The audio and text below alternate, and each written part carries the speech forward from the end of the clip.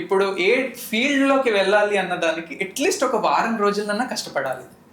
So దానికోసం ఏం చేయాలి అంటే, ఇప్పుడు అన్ని కాలేజెస్కి వెబ్సైట్స్ ఉంటాయి, మంచి వెబ్సైట్స్ ఉంటాయి. ప్రతి డిపార్ట్మెంట్కి సెపరేట్ వెబ్సైట్ ఉంటుంది.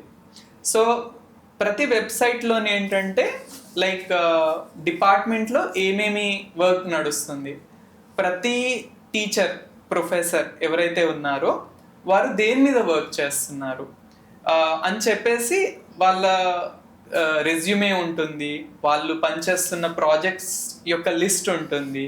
సో ఆ పర్టికులర్ డాక్యుమెంట్స్ అవన్నీ కొంత చదివితే దానివల్ల కొంత అవగాహన వస్తుంది.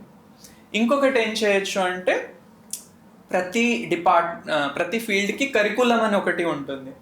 ప్రతి సెమిస్టర్లో వాళ్ళు ఏమేమి సబ్జెక్ట్స్ తీసుకుంటారు, ఆ సబ్జెక్ట్స్లో ఏమేమి నేర్పిస్తారు, ఇవన్నీ డీటెయిల్స్ ఉంటాయి. సో ప్రతి ఫ్యాకల్టీ యొక్క ప్రొఫైల్ చూసి తర్వాత ఈ కరికులంలో ఏం కోర్సెస్ ఉన్నాయి, కోర్సులో ఏం చెప్తున్నారో చూస్తే కొంత అవగాహన వస్తుంది అసలు ఫీల్డ్లో మనం ఏం నేర్చుకోబోతున్నాము అని చెప్పేసి. ఓకే, అన్ని కాలేజెస్లోని పిల్లలకు చాలా ఫ్రీడమ్ ఇస్తున్నారు. అంటే ఇప్పుడు మెకానికల్ ఇంజనీరింగ్లో జాయిన్ అయిన పిల్లాడు తను కనుక ఇప్పుడు సైబర్ సెక్యూరిటీలో కానీ, డ్రోన్స్లో కానీ, లేదంటే ఏదన్నా కెమిస్ట్రీలో కానీ తనకి ఇంట్రెస్ట్ డెవలప్ అయ్యి నేను ఆ ఫీల్డ్లో వెళ్దాము అనుకుంటే తను సఫిషియంట్ టైం ఆ పర్టికులర్ ఫీల్డ్లో గడిపే ఆపర్చునిటీ వస్తుంది అందరికీ. సో ఒక ఫీల్డ్ తీసుకోవడం వల్ల ఇంకొక రంగంలో నేను ముందరికి వెళ్ళలేను అన్నదైతే లేదు.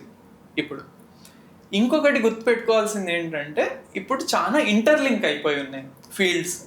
అంటే ఇప్పుడు మెకానికల్లోకి వస్తే ఇప్పుడు కంప్యూటర్స్ మీద ఏమీ చేయరు, ఎలక్ట్రానిక్స్లోకి వెళ్తే మెషిన్స్ తోటి ఏమీ చేయరు అన్నది లేదు.